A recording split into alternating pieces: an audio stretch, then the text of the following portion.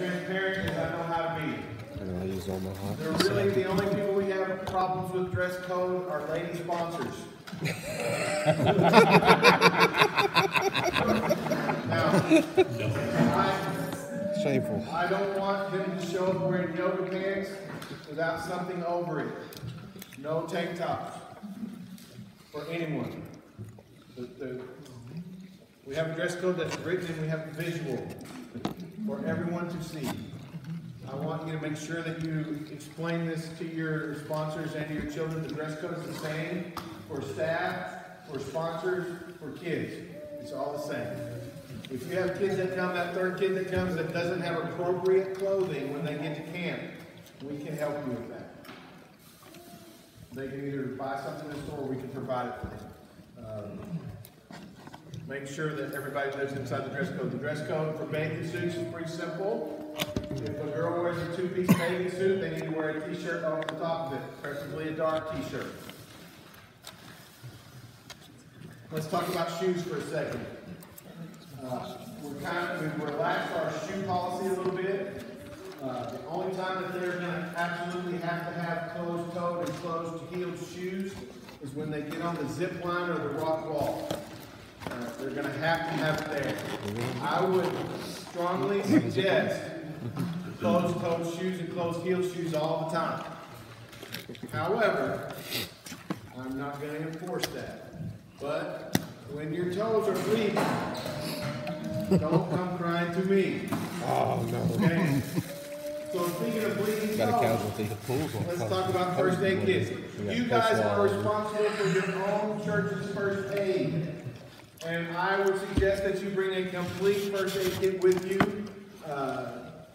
and have somebody that is willing to administer that.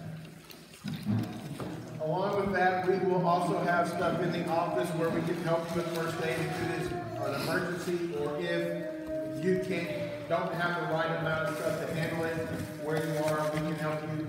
If it's an emergency where we need to call an ambulance or go to the hospital, you still need to come to the office because part of your gate fee pays for insurance. That will cover all the stuff that needs to happen. So if we give you the form to go to the hospital, that'll all be covered. If you go without me, you're on your own. Okay? So it's very good. We have a guy, or it might be a girl, but we're going to have an armed guard on campus every session, 24/7, that will also be able to handle any kind of emergency situation. Most of the time, the emergency type things that we have is kids getting dehydrated or overheated. So make sure they're drinking a lot of water.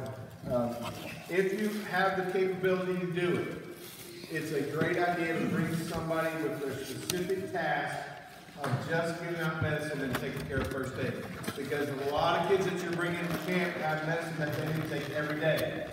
We don't want them to hold on to that medicine. We want an adult sponsor to handle that medicine. We also have included a medical authorization form in your packet. This is not my form. This is not for me. You don't have to turn this in. This is for you because you need permission from parents to be able to administer medicine to their children. You also need to know exactly what it is they need to take and when they need to take it. This form will help you. You can use any form you want. I don't care. This is just to help you. So even if you get a kid, they say, well, my kid doesn't take anything. Okay, they need to sign this for you so that you can administer aspirin or Advil or any, like a triple antibiotic ointment because you want to be protected and able to be able to do that.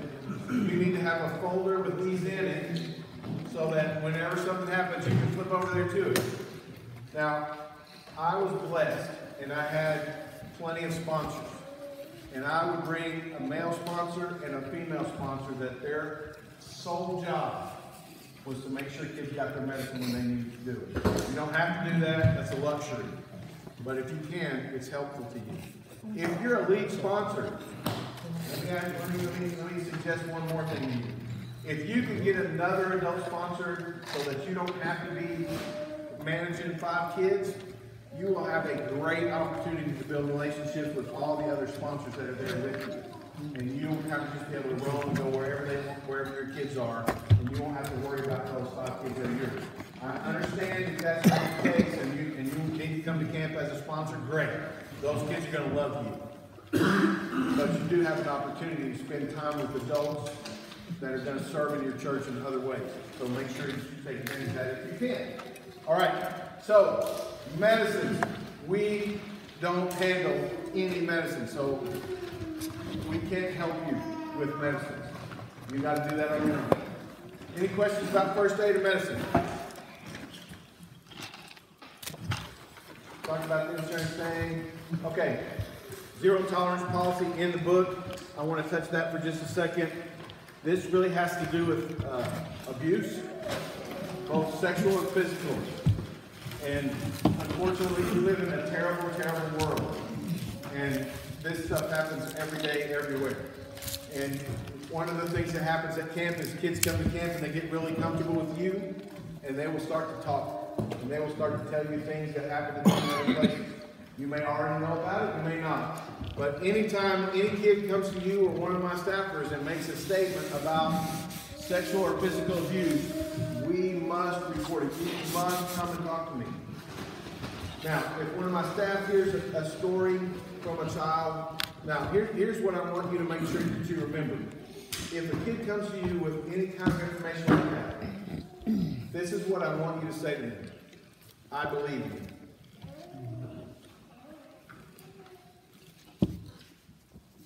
Because if you don't, they will never tell you anything else. Now, they might be lying. But that's not your problem. Your problem is to come and let me know, and we will call DHS. Our problem is not to make sure it's really happening. We're not to investigate it. We're not to make sure it's true. We just have to make sure that it's been reported. If it's not true, it will come out and everything will be fine. If it is true, you might save a child's life. So when one of my sponsors hears, or one of my staffers hears a kid say something, they're going to come to me and they're going to say, little Johnny told me this. I'm going to find out from little Johnny's church. I'm going to come to you as a lead sponsor. I'm going to say, hey, little Johnny told my sponsor this, or my staffer this. And you're going to look at me and go, yeah, we know about that. It's being taken care of. And that's going to be the end of that. Or you're going to say to me, oh, I've never heard that before. And then we're going to go to the office. We're going to call DHS. We're going to file a report. And then we're going to be done. Okay? But we don't have an option. We don't get to choose whether or not we want to do that. I don't ever want to do that. And this is one of the things about my job that I never expected. There has not been one single session that we've had camp that I have not had to call DHS. Think about that for a second. Now, here's the other thing. There are some things that happen in the cabin that should not happen. Do not let them happen. So if they have bunk beds, don't let them put a blanket up where you can't see in it. Don't let more than one kid get in a bed together. Don't you get in the bed with a kid. Don't have accidental nudity. If that happens, I will send you home. Because I've been going through this ministry stage stuff for a long time, and we just went through Camp 1, and the Camp 1's like an hour and 40 minutes long, and I'm sitting there going, oh, that happened. And I didn't even do a thing about it. So here's the thing. People do dumb things with no intention of being bad. But unfortunately at camp we don't have the luxury of tolerating dumb things. So, and one of the things in that training, it said, abusers and idiots, go home. Because we're not going to put up with any of that. So your sponsors need to know that. There's some stuff in your book about what not to do, especially in your sponsor guide. Don't let a kid sit on your lap. Don't full body hug kids. Now, kids are at camp and kids need to know that you love them. And there's a lot of ways that you can show a kid that you love them physically. That's totally okay. How? Shaking. Arms around their shoulders. Patting on the butt. No. Okay? You just have to be super careful. And I'm not telling you this because I'm super worried about the kids so much as I am worried about you. I want to protect you. I want to protect your sponsors. I also want to protect kids. And unfortunately, right now, a lot of the stuff that's happening is kid on kid. So you need to be aware and watching, and you need to be, that's one of the reasons why we have a 1 to 5 ratio. You can keep up with 5 kids. And you need to keep up with 5 kids. If I find a kid roaming around, I'm going to come find you. And you're going to say, I didn't even know it was gone. Okay? Yes? On junior sponsors, are they going to be assigned 5 kids within our group, or should we just have that for the adults that are over 18? So a junior sponsor does not count against your ratio. So you can have an adult and a junior sponsor and 5 kids. Or you can have an adult junior sponsor and 4 kids. A junior sponsor is, in my opinion, not useful.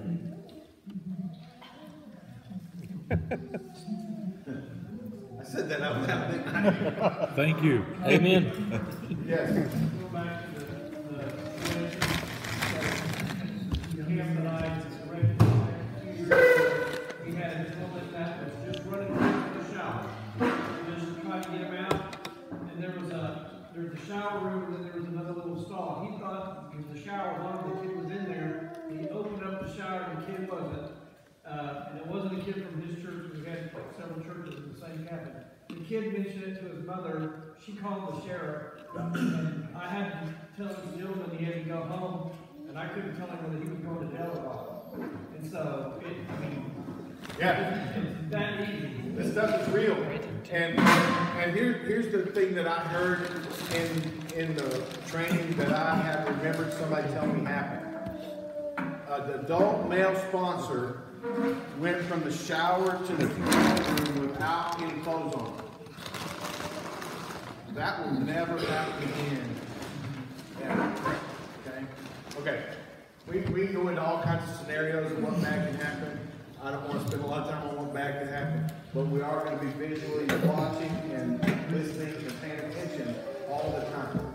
Because, hey, if something bad happens here, we're done. We're done. Okay. Gate system. Oh, hold on. Go back. Gate system. All right. So this year, because of COVID, we are not going to allow people to come and go from camp. And what that means is, I know you guys that live here are going to have kids in baseball and all kinds of other stuff. But we don't think it's a good idea to go from one large group of people that you didn't know to another large group of people that you didn't know and then come back. Because COVID is still real. COVID is still out there. Even though we want to ignore it and we want to play like it's not, it still is there. I know that's going to cause inconvenience. I get it. I totally get it. Somebody asked me, well, what about doctor's appointments? Yeah, okay, go to the doctor's appointment, but do your best to move that doctor's appointment. You're going to miss the doctor's appointment. One kid going out, coming back is different than a whole group of kids. I've had kids go from Davis where a sponsor will take 5 or 6 kids to go play baseball and come back the next day. In a normal year, it still frustrates me, and I don't want to do that. But in a COVID year, we're just going to put our foot in. Okay. Again, I know that's not cool, but camp is also only 4 days, 3.5 days. Only people we're going to allow to come visit are pastors of churches that want to come see the campground and think about bringing their kids. We're not going to really allow parents to come to camp. Now here's why. You guys probably have done that in the past at GLBA, but camp is so fast and so furious and so full, it's just they're going to miss something. So I'd rather them not come. Okay? I get it if they do, and I'm probably going to discourage them from seeing their kids, but really the only people we're going to allow in the gate is pastors that are coming to tour the facility. I have a question. Yes. So my pastor is interested in I know like at Falls Creek, he goes up there, him and the youth pastor, well the youth pastor's already there, but like for this scenario, him and the youth pastor would like to come visit. I know you said camp is kind of really fast. Yes. Pastors and staff of your church can come visit. They cannot stay overnight unless they've got a background check and pay the gate fee and probably need to register as a camper if they're staying overnight. I discourage you very much from anybody visiting coming to stay overnight. You guys have cabins that are a lot different than what I'm used to, and you can kind of do whatever you want. But I'm gonna discourage you from having anybody visit overnight, because that's just a disaster for me. With that whole zero tolerance policy, that's people I don't know, that's people I haven't talked to. I would rather that not happen. So yes, he can come and visit, spend the day with them, hang out with them. He cannot like do the zip line or that kind of thing. He'll just have to watch. But yes, he's welcome to come. Any other questions about the gate? Is it okay if we run into a problem with our cabins that we own? Like some of our guys at our church may not come up to be sponsored, but they're good, better than I am at fixing. Yes, we just need a background check. Okay. Yes. And yes. We have some kids that's probably going to be into basketball and doing different sports and stuff. And I think I heard a while ago that if they leave, then they're not able to come back. Is that right? Yeah. So there's no way to get around that at all. No, because if I do it for you, I do it for everybody. And again, normally that's not the process that we have. Although, First Baptist Kansas. well, it's because of COVID. But I really wanted to not do that anymore. And I'm taking advantage of the COVID thing to say that we're not doing it. Because we literally are here for 3.5 days. And I get it. I totally get it. But That's the only question I have. anything else before we move on? Too late. Tornado safety. You guys have to tell me where the safe rooms are. This is it, right here? Underneath here. Okay. So you guys got a thing underground, that's great. So if we have a tornado, the way that we're gonna let you know that there's a tornado is drive around in a vehicle with their horn blowing constantly. It will not be beep, beep, beep, it'll be beep. When that happens, there will never, ever, ever be a drill. If that happens, everybody needs to get their kids and come downstairs, okay? On that end. Camp evacuation process, this is mainly for Davis in case we have a wildfire. We're probably not going to have that problem here, but if we had a wildfire or something else, everybody just has to go out the main gates from here. We'll be able to jump in the lake. I can jump on my glove, dude. I am not responsible for you once you leave not be available. All right. There's a lot of things that you can do before camp. There's some things that I'm going to require you to do before you come to camp. Number one, if every single kid that gets on your vehicles or comes on a camp property has to have been checked for lice. Physically checked for lice, which means somebody has to go like this and look. Because if you bring somebody with lice to camp, they are going home. And I would much rather you send them home before they get on the bus than they come and share it with everybody else. Right. Lice is not a problem if you check it early enough. So let me make a suggestion that when you have your parent meeting about a week before camp, go ahead and have them do a lice check with their kids. Let them do it. Because if you got a week, 3 days is all it takes to get rid of lice. 3 days. So if you see lice on them day one, they're going to miss camp. And I can't give your money back. Check them beforehand. Because there's nothing more. I have had to do it twice. Where I'm standing, getting ready to get on the bus, and the lady checking lice says, oh. And that means if there's nits, that means if there's leftover carcasses, no. Okay? Now, the other thing I need you to do before you get on the bus is to take their temperature. We've always said if they had a temperature or diarrhea or sick 24 hours before camp, they can't come. It is more important today than ever before that you check those temperatures because COVID is real, and I really don't want to shut camp down because of COVID. Okay? Have a parent meeting. Make sure you're talking about parents. Tell them what they need to bring, tell them what not to bring, tell them to bring their Bible, tell them to do a lice check, tell them all this other stuff, tell them everything you want to tell them. Tell them everything you know about camp. In your book, there's some prayer preparation ideas so that you can have your church praying for your kids as they come to camp. I totally unequivocally believe in the power of prayer. Our staff will spend probably more time praying than you can even imagine. Every night we're going to pray over some stuff, and I'm going to tell you about that. But have your church pray for your boys and girls that they will come to know Christ. Have your church pray for your sponsors that they'll be great influencers on their kids. Just have your church pray. You do that when you go to Falls Creek, right, or anywhere else, or a mission trip. Consider this a mission trip for your church, because that's exactly what it is. Okay. You can look at other things. All right, here's something that's really important and will help us, because I've already said parents can't come to camp and nobody's visiting. I want to tell you about this great tool that we have called bunk mail. Bunk mail is an opportunity for anybody that wants to send an email to your kids that are coming to camp. And here's how they're going to do it. The email address is ctgl@oklahomabaptist.org. This is in the camp guide. And in that email, on the subject line, you're going to put your church and your city. Why do you need to put the city? Everybody knows my church, because if you say First Baptist Church, that narrows it down to like 90% of the churches in Oklahoma. Or let's say you said Southern Hills Baptist Church, where I go to church. Not the one in Miami. Not the one in Tulsa.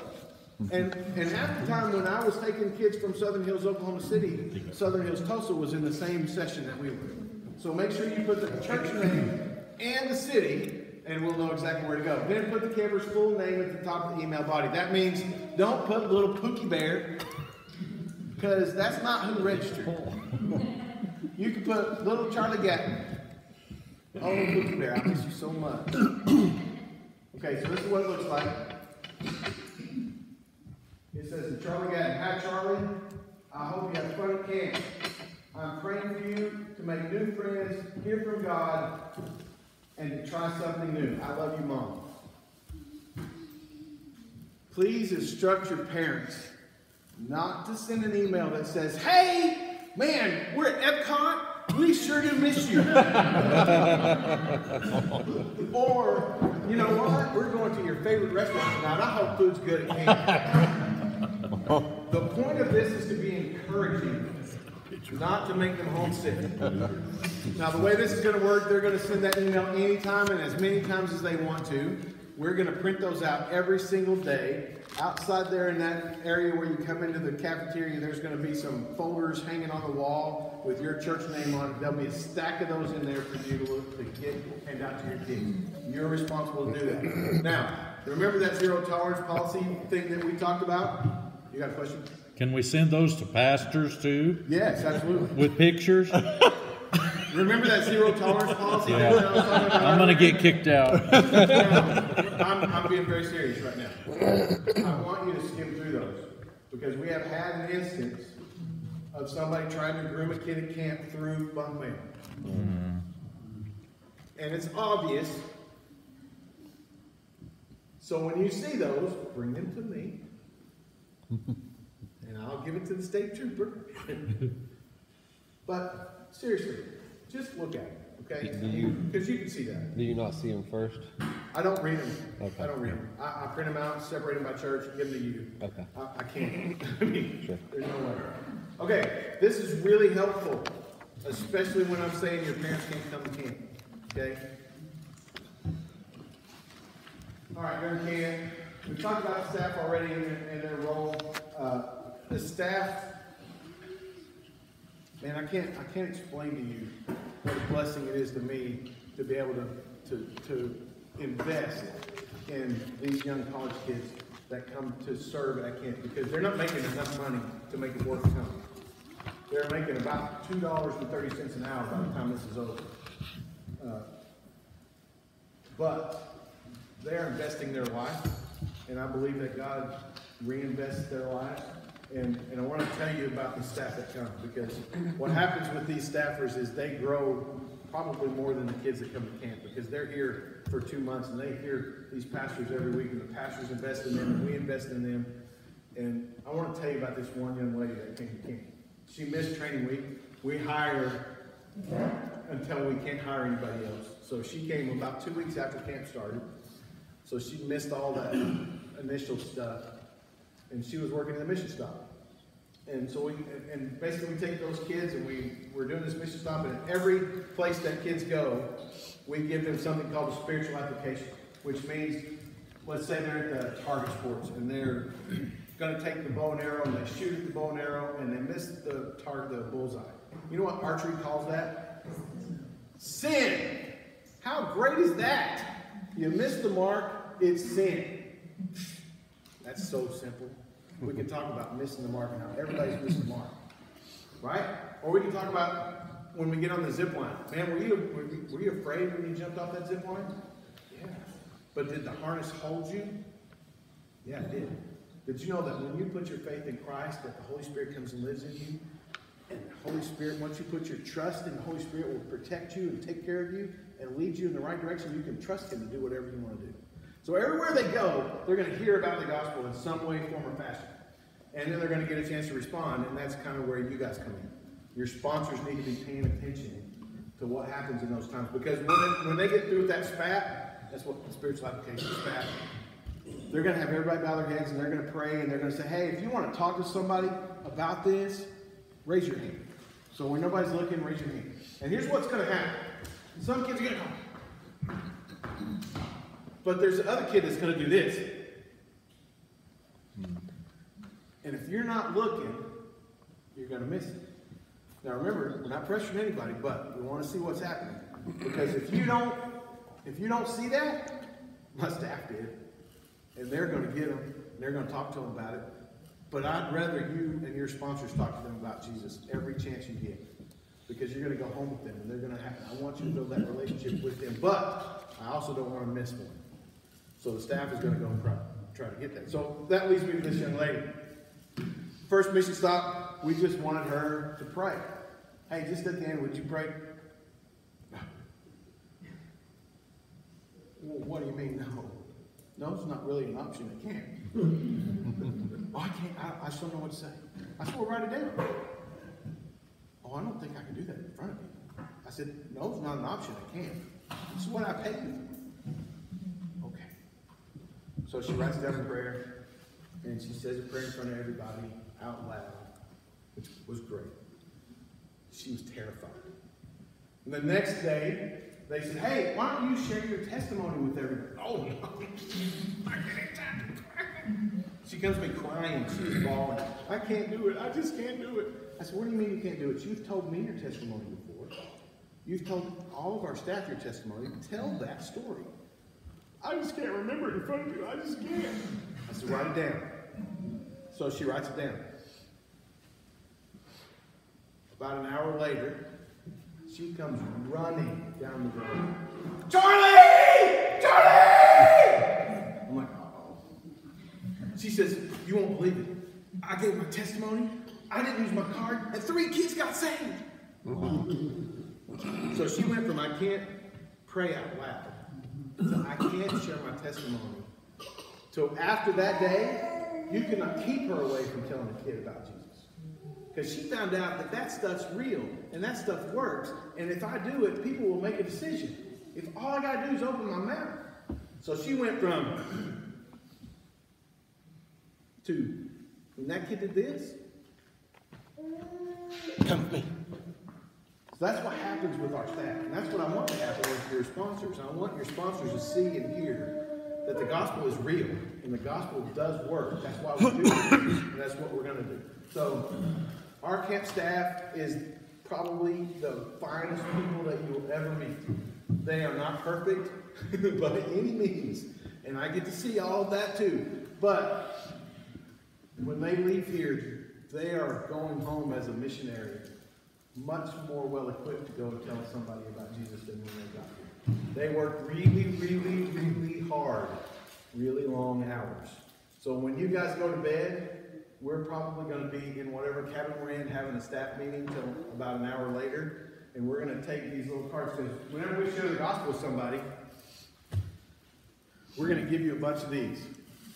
And this is basically a personal commitment guide. We're going to give you a bunch of these to carry around with you everywhere you go. My staff's going to have them everywhere you go. And basically what it is if a kid comes to you to pray for their dog, I want you to fill out one of these forms. If your kid comes to you and wants to be a missionary, I want you to fill out one of these forms. If your kid comes to you and says, I don't know why I came down here, fill out one of these forms. Now, this has a gospel presentation on it. It has a part that you would give to them if they were making a legitimate decision about salvation or becoming a missionary or whatever it is. Salvation, assurance of salvation, rededication, renewal, special service prayer request. If they did one of those things, you're going to give that to them. On the back, it talks about how to obey Christ. It's got a part that says, hey, if a kid comes to you and they say, well, you know, when I was little, I made a decision at camp, but I didn't know what I was doing. You can walk through this with them and they say, yeah, I did that. I put my trust in Jesus. Or, no, I didn't know what I was doing. I just filled out a card. That will help you know where they need to be. So if they make a commitment, you give them this part, but you also fill out this part. Okay? This part has their name on it, their age, the church that brought the child. That's really, really important. The date. It also has a bunch of different check marks. It says targets, ropes, water sports, chapel, mission stops, or other. Because even though we think we're going to have chapel every night and that's where everybody's going to make a commitment, that's about 20% of what happens at camp. Most of the time it's at a mission stop or at a ropes course or one of those places, or when you're walking from lunch to take a break. You're going to get an opportunity to tell somebody about the gospel. It also has day 1, day 2, day 3, because we're going to track all this stuff. We want to know what's happening. But more than I want to know, I want you to know. Because when you go home, if you don't know what happened with your kids, you've wasted your time at camp. So here, there's a note spot, and there's also those same things that you can check out. Please fill out this note thing really well where you can read it. If little Johnny comes to you and says, hey, my dog is sick and I just want to pray for my dog, you have 2 options. Johnny, dogs don't go to heaven. We're not praying for your dumb dog.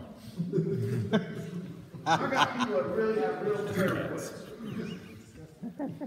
It's horses, haven't you? Now, I don't know if dogs go to heaven or not. I'm not totally sure about that. I don't really know. The Bible's kind of unclear. But I do know that if little Johnny comes to you concerned about his dog, you better pray for his dog. Because that might not be what he really meant. What he really was, I want to become a Christian, but I don't know how to say it yet. But if you don't pray for his dog, he's not coming back.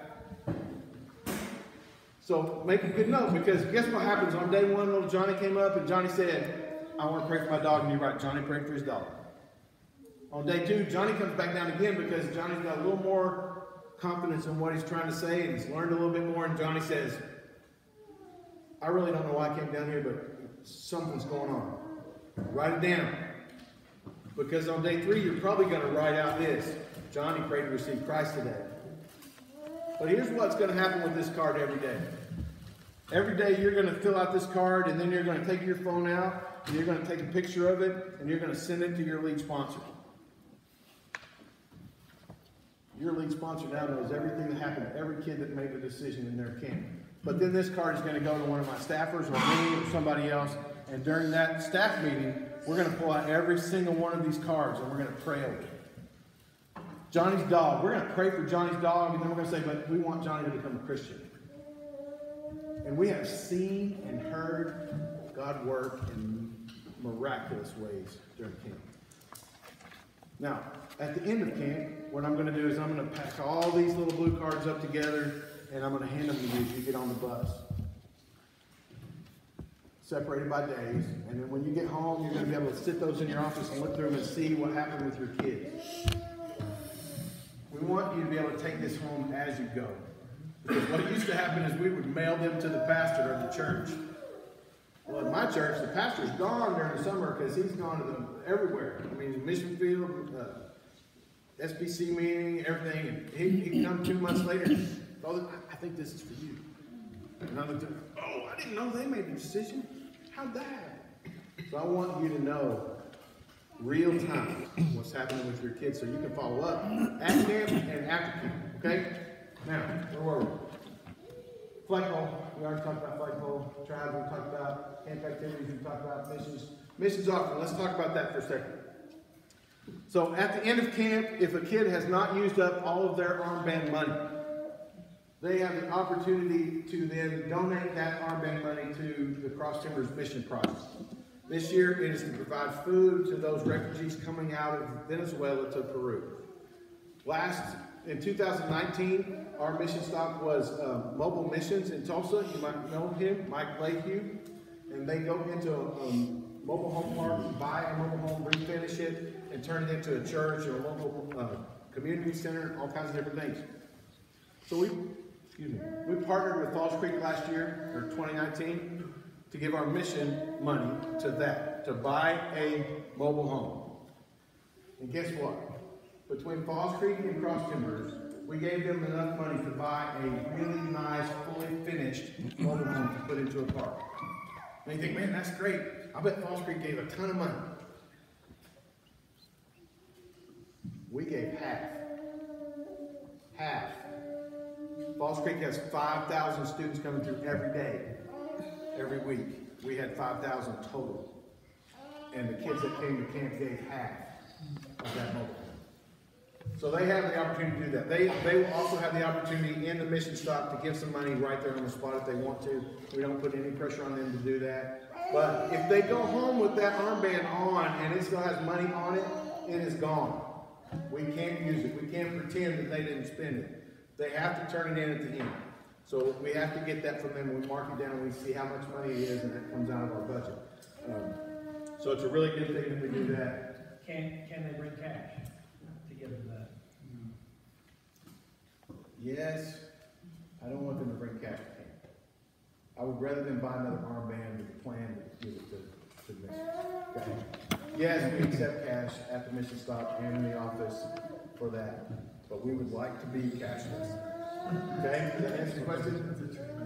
Pool time, we've talked about pool time. Any other questions about pool time? Too late.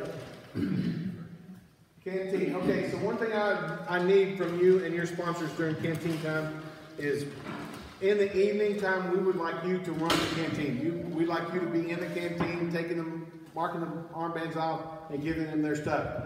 Because that gives us more time and tribe time to not have to rush through something if the kid needs to talk to our staffer or whatever. But the other side of that is me being selfish, and the camp staffers get a little excited in the canteen, and sometimes they are overzealous in the canteen, and you guys are not.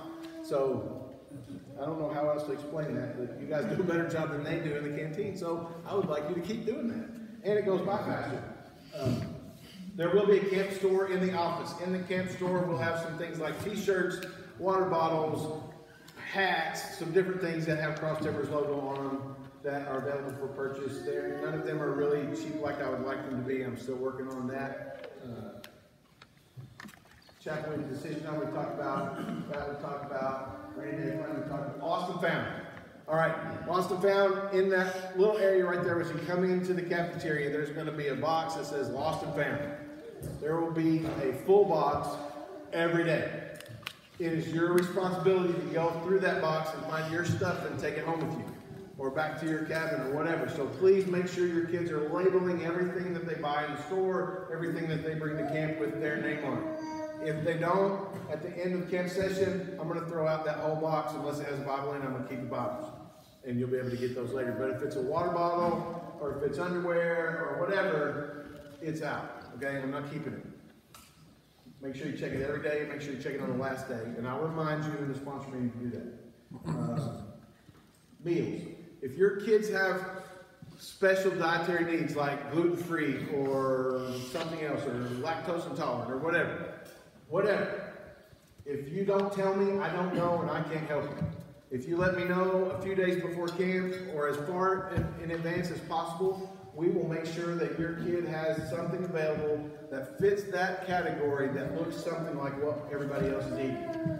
If you have somebody that is extremely allergic to everything, let me suggest that they bring their own food for every day, and we can make sure that they have a place to keep it and help them to get it every day. If you have a sponsor that's allergic to everything, I've had several sponsors that bring all of their own food. We want to help you in every way possible to make that work. Okay?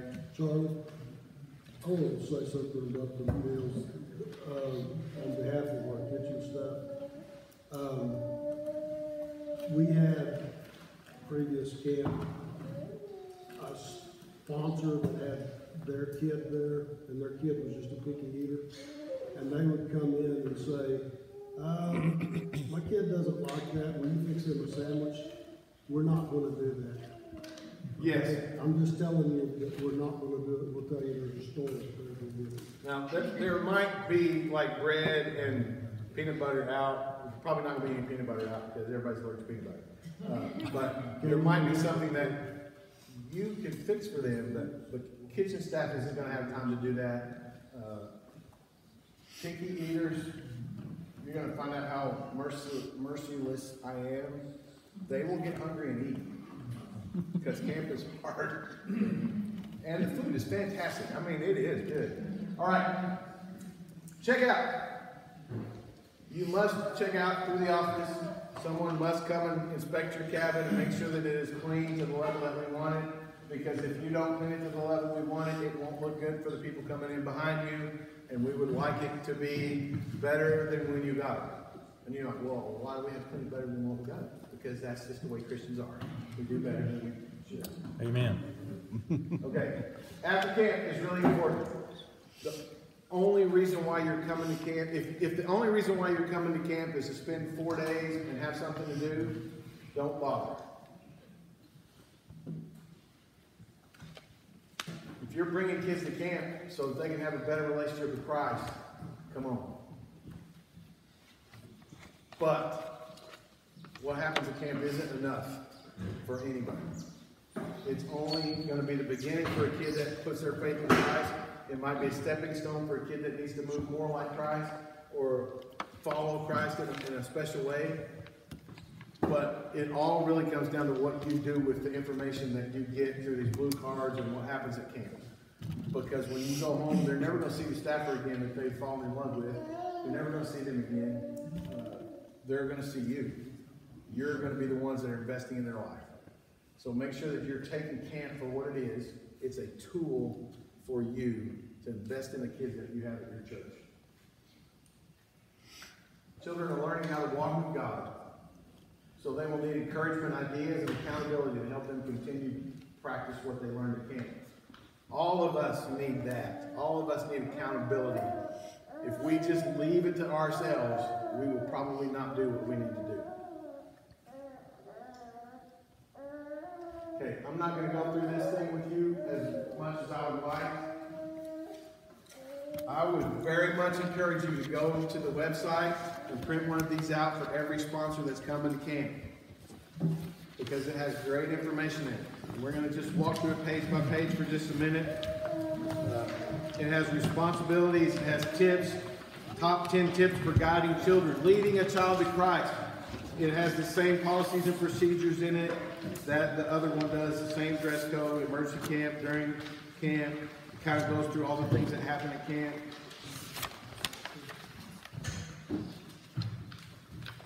I would very much suggest that in your sponsor meeting that you do not rely on them to read this.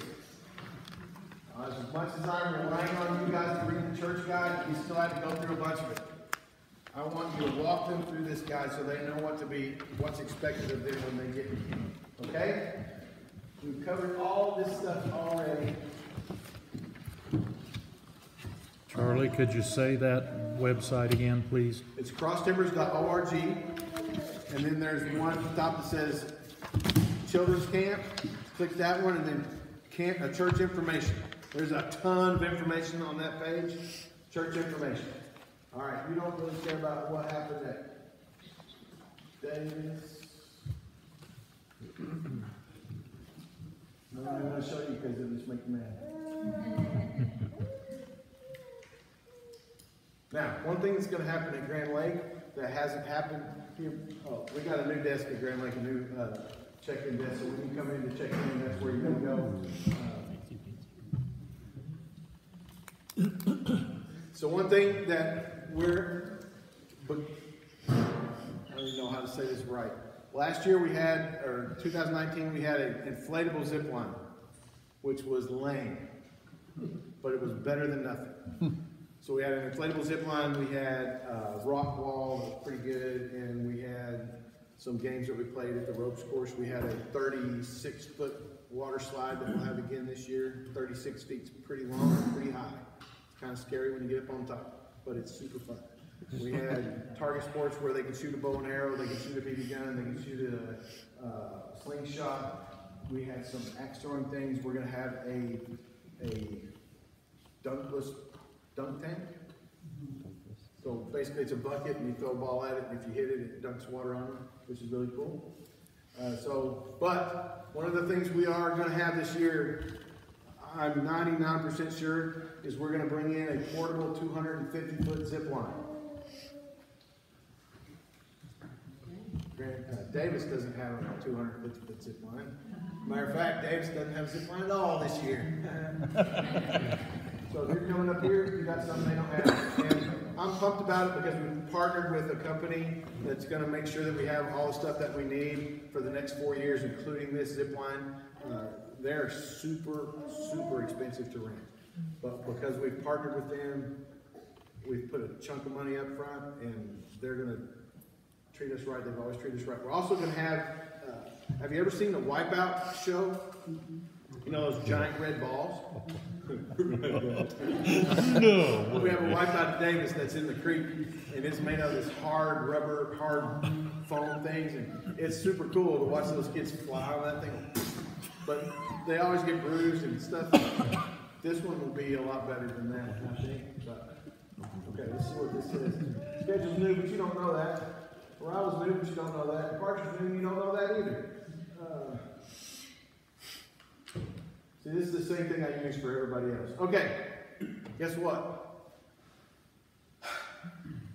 I have not covered near as much as I would like to have with you.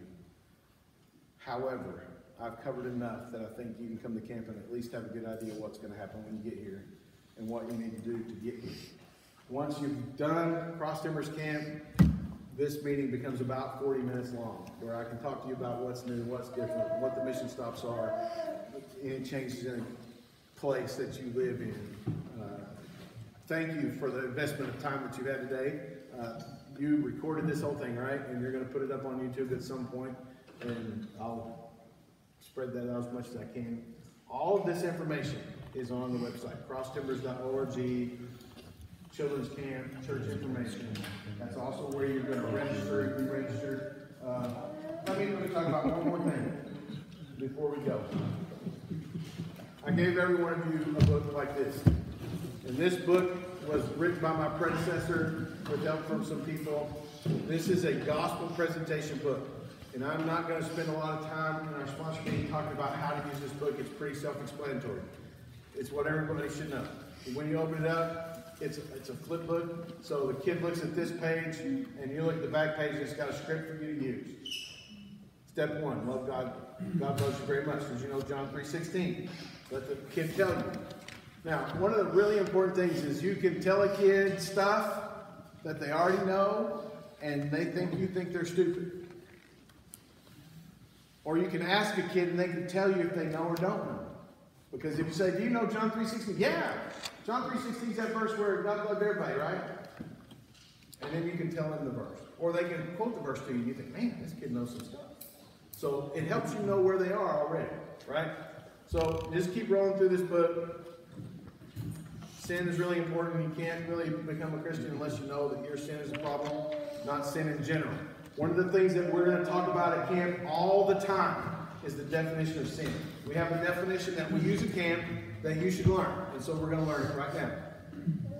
Now, I need you guys to do me a favor and stand up for a minute, because I can see some glazed looks on people's faces. So the definition of sin is on the back of your book here. The definition of sin is anything I think, say, do, or don't do that displeases God. So let's say it together. Anything I think, say, do, or don't do that displeases God. I'm going to do it one more time because everybody's not participating. All right, I'm just joking, but we're going to do it one more time. Anything I think, say, do, or don't do that displeases God. Okay, everybody sit down. What does that leave out? The Did that leave anything out? No, but kids need to understand the definition of sin before they can understand that they have sinned. They need to understand the big concept of it, but understanding the big concept of it is not where they need to be in order to become a Christian. Sin is the thing that we need to understand. So when we talk to kids about sin, we want to ask open-ended questions like, what is sin? Anything we think, say, do, or don't do that displeases God. I can say it faster than that if you want me to. Right. But what have you done lately that displeased God? I haven't done anything. But my brother, man, he does it all the time. That might be your cue to say, okay, we need to talk again later. Okay? Or if they say, well, you know, I lied. What'd you lie about? Well, I lied to my mom. How'd you lie to your mom? Well, she told me to clean my room and I didn't. You think that made her feel bad? You think that displeased God? Yeah, so you need, and you don't want to draw it out to where, you know, it could get ugly. But kids need to understand what that is. Okay, so we also have 3 rules at camp. They're simple rules. I don't like to have a whole bunch of rules that are really, really specific because it's hard to remember and nobody follows it. So I have 3 rules. Rule 1 is respect God. And hopefully we're going to have a video or the staff is going to get up and talk about how we can respect God. Somebody tell me in here how we can respect God. Not all at once. Honor speech. Honor his words. Honor his name. Honor his name. That's going to be one of the biggest ones is don't use God's name in a way it shouldn't be used. That's how we honor, that's we respect God. There's all kinds of ways that kids will figure out how to respect God. Rule number 2 is respect God's campground. Now that seems ridiculously obvious, doesn't it? We're going to pick up our garbage and put it in the garbage can. We're not going to intentionally destroy stuff. We're not going to dig holes in the ground because we want to dig a hole in the ground. We're going to take care of what God has given us so that the next people that come to camp can have a good camp. There's all kinds of ways that we can do rule number 2. Rule number 3 is respect and encourage each other! Now, how do we do that? You guys have done a great job of that today by listening actively. But what are other ways that we can respect and encourage each other? What if I want to kick you? I don't like you. I want to smack you in the face. We're going to keep our hands and our feet to ourselves, right? Because we're going to respect and encourage each other. You're stupid. I don't know why you wear that dumb hat. Well, that undone it, didn't it? That's not nice, is it? And you can't take it back. So we're going to teach kids from day 1, and every time we're together, at every mission stop, at every activity stop, they're going to talk about the definition of sin, and they're going to go through these 3 rules. And I want you guys to use these 3 rules. When a kid does something you don't like at camp, you're going to have to go, oh, wait, was that rule number 1 or rule number 3? Rule number 2. Pick that up, please. Or you can say, everybody knows rule number 3, right? What's rule number 3? You need to keep your hands to your feet to yourself. Stop kicking. If you don't stop kicking, I'm going to beat your brain. Stop. Just break one. Use these 3 rules to help encourage kids not to beat them up. Okay? These 3 rules cover almost anything they can do wrong, but it also covers everything they can do right. Man, good job! That's rule number 2. Thanks for picking that up. Man, I really appreciate the way you listened in the mission stop today. Good job. That was rule number 3. Use them. They'll help you. And they'll help me too. Okay? All right. I'm done. What else you got? I got a question. Yes. Okay, in the tribal time that they have, I know they're going to be going with their staffers, with your staffers. And so, do you want sponsors there? Because I remember you saying something about 2 sponsors. Okay. Yes. Every time that there are kids on campus, you need to be with them, except during tribe time. During tribe time, you're going to meet me at the canteen, and we're going to have a meeting and talk about the day while the staffers have the kids. That is the only time that you will not be with your kids. Our staff will bring them to you at the canteen. and then go, here you go. So we all will be at the canteen. And basically what happens at that camp meeting on that every night is you're going to tell me, hey, the air conditioner doesn't work in our cabin. And I'm going to say, Dax! Or you can say, man, I'm having trouble with this kid. He's not listening, and I can help you with that. Or, man, today at the mission stop, you will not believe what happened. Because when we share together what things are going on, it encourages each other. It helps me to find out what's going right and what's going wrong. It will also be the opportunity for you to fill out that evaluation every night if you want to. So, no. How do we handle a thing if, like, one sponsor can only be there Tuesday and the next one takes over Wednesday and Thursday? How do we handle that? Other than make sure everybody's got a background check. Make sure that I have information that they're coming and that one's leaving, when it's happening. The one that's leaving needs to come to the office and tell me they're leaving, and I need to kind of hand it off to the new one. So I don't want one leaving without the other one there. Make sure all those forms are filled out. Make sure I have the background check prior to them getting there, and that shouldn't be a problem at all. Okay. What do we? I have one sixth grader and a lot of fifth graders, and she's really concerned about being at a tribe without her friends. What do you do in that situation? That's the whole point of the trial. Okay, so just tell her to suck it up. I would tell her. Buttercup. I probably wouldn't talk about it a whole lot. And here's why. Because it's going to happen quickly, and as soon as we get to camp, basically, we're going to put them in a tribe, and they're going to spend about an hour and a half with their tribe that day. So, yes, it's going to be scary and awkward, and she's going to meet people she's never met before, but she's going to meet them on day one. And we need that time. So, I wouldn't say suck it up, but that's how I feel about it. Yeah. So for the travel time, do we know what they're teaching? I can tell you if you want me to. They're not really teaching anything. It's more like what happened today.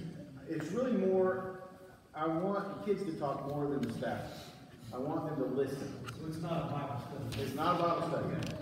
It will be, every staffer will share their testimony to the kids in their tribe. They're not going to try to teach them biblical theory or anything like that. They're going to talk, if they have questions about what they heard in the sermon that night, they might try to answer that, or they might say, I don't know, let's go get Charlie. And I'll say, I don't know. So during our church time, I want to do a Bible study. Best to use these words off of it, or does it matter? I mean, is there a theme of we're not walking through certain Bible stories? No. Now, let me give you a glimpse into the future. Up until now, we have always picked 4 verses based on the one thing that we've picked, and we've kind of gone through the Bible to find one that isn't out of context and still works for what we do. We've worked really hard to do that well. And next year, there's only 2 verses that it's going to cover all 4 things. The year after that, there's only 1 verse that's going to cover all 4 things. So it's going to be, and if you notice, a lot of it's in John. And so no, there's not a Bible study that goes along with it. We don't have a devotion written out for you to use. Although I can probably get you one from one of the churches that does. It has been my personal experience, and you can take this for whatever you want. At the end of the day, these kids are tired. There's not enough showers. They have been inundated with information, and a little bit more is going to be really hard to keep their attention and their focus. If you want to do it, do it. Some people are great and can do that. I could never do that. I mean, and I feel like that's my job, and I wasn't successful. I tried it once, I did it one night, and I said, no, we're just going to go to bed. So feel free to do whatever you want. I'm not going to dictate that to you at all. Just like I don't dictate to the pastors very much. I mean, I told them the Holy Spirit's going to work through you, and I appreciate that. All I told them was that they can only have 1 point a day, and that they need to be at 20 minutes on the evenings because kids are going to leave. So let me say one more thing. Them over there. There's nothing optional about what we do at camp. Okay, so when we have a schedule, and I say you're supposed to be at the ropes course, you don't get to say, well, I don't want to do that. I want to stay in the camp. okay? There is only one time where an activity is optional, and that's at the swimming pool.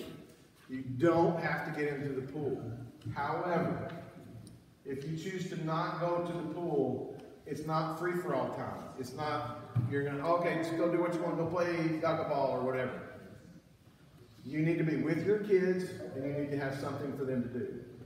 Otherwise, I want you to come to the pool, because I am a firm believer that if a kid has free time, they're gonna get in trouble. Which is why we don't have any, except in the afternoon when we think they can't stand up anymore. So, the other thing that I need you to know is I need you to be on time to everything that happens. Because if you're late, we're going to start without you. Because there's only so much time to do what we need to do, and we have a ton of stuff we want to get done. And if you're late to an activity, you might miss somebody getting to go. At Grand Lake, that's almost never the case. Usually you get to go 2 or 3 times here. So, but just out of respect and encouraging each other, be on time, especially for flagpole, especially for when we're going to eat or whatever. Just be on time. And I know that's hard for some of us. Anything else? Now, yes. You mentioned earlier about having parents do the lice check. I'm assuming you prefer to have them do that at the meeting with a little supervision, or you trust them to take them home and do that? Okay, I did say that, but what I mean for that is prior to your camp meeting, as you're getting ready to leave, I want you to have other people checking for lice at that time. Because as much as I don't want to believe it, parents will lie. No, they don't have lice. Yeah. So somebody else needs to check them for lice when they get on the bus. What I'm asking you to do is when you have a parent meeting, say, hey, go home, make sure your kid doesn't have lice. Because if they do, you have time to treat it. That's what I'm saying. Okay. So, and some people get really grossed out by that, and it's not that big a deal. I mean, if your kids haven't had lice, they will, and it's not that, it's treatable. So, it's not a stigma like it used to be. Yes, ma'am. Just making sure, because Davis, the store is next to the canteen. The store just requires the wristbands as well. That's how they pay for their stuff there too. Yeah, the store will be open at the same time as the canteen is open. It may be open a little bit more than that. It may not be open a little bit more than that. The one thing you guys all need to remember is this is our 2nd year of camp at Grand Lake. And what that means is my personality is if it doesn't work, we're going to change it. So what happens at GLBA might be a little bit different than what happens in session 6 because we've adjusted along the way. Our schedule in year 1, it changed. We were standing around like all the time because I had the same schedule that we had in Davis where we had 450 people. And it takes 45 minutes to go through the canteen. Well, we had 250 people here and it took 5 minutes to go through the canteen. And we're all standing around going, like, okay, I squeezed the whole thing together and it's already squeezed a little bit, but I don't want to just beat a dead horse. If it doesn't work, we're not going to do it. We're going to switch it. So be ready for that. And it frustrates most people around a lot. So anything else? Sponsored kids, can you repeat what you said earlier? I'm sorry. Say it again. You said for like if we bring our own children, do we have to like fill anything out for them? If they're like What do you mean your own children? like for sponsors if we bring our own? Yeah, if they're a camper, they have, Not a camper, like they're not coming to camp if they're not a camper. So, in case I didn't make that clear, the only kids that can come to camp are completed 3rd graders who completed 6th graders that are campers. And I know that's different than what you guys have done in the past. And I understand the frustration of that. I do. And I have people call me every single day. Hey, I've got these 2 sponsors. They're married and they have 2 kids. One of them is a camper and one of them is a 2nd grader or a 7th grader. Can they come? And the answer is no, because they won't be able to do anything and you'll be distracted by them and not be focused on the 5 kids that you have. And again, this is me being black and white, okay? And I know that's not the way you've done it before. And I know that that's the way everyone would want to do it, if I would let them. And I can't. Because here it's a little bit different. In Davis, I don't have any room. I mean, I can't let people come. Here's different, but we still need to have guidelines and rules and live inside of rails. So, anything else on that high note? Okay, let me pray for you guys, and then we'll call it a day. Let me remind you one more time. I know that you're going to have questions as soon as you get in your car. You're going to think, man, I wish I'd have asked him this. Ask me. Call me on my cell phone. If you don't know it, I'm not telling it to you. Email me, email Pat, anything. We'd be glad to help you as much as we can, because the more you know, the better this whole situation is going to be. I'm so sorry. One more question. Are we able to look at that? Yes, as soon as I pray, we're going to go and do a tour. If you're Grand Lake people and you want to go with us for the tour, that's great. But I'm pretty sure you know where everything is. Let me just really quick. Our mission stops will be on both sides of the chapel. One on one side, one on the other side, and the other mission stop will be in there. But they might not always be inside. Sometimes we're going to go for a walk or something like that. Mission stops are in there. Chapel's in there. Down on the field is where all the activities will be. Flagpole's right out here. So, any questions about that? You guys are welcome to go with us on the tour, but it seems kind of redundant. Okay. By the way, thank you guys for letting us come and do camp. Thank you, because here's the reality. There's not enough beds in every camp that we have in Oklahoma for every kid to come to camp. So if every kid wanted to come to camp, we don't have enough space for that. So I'm grateful for you guys to allow us to come up here. All right, let's pray.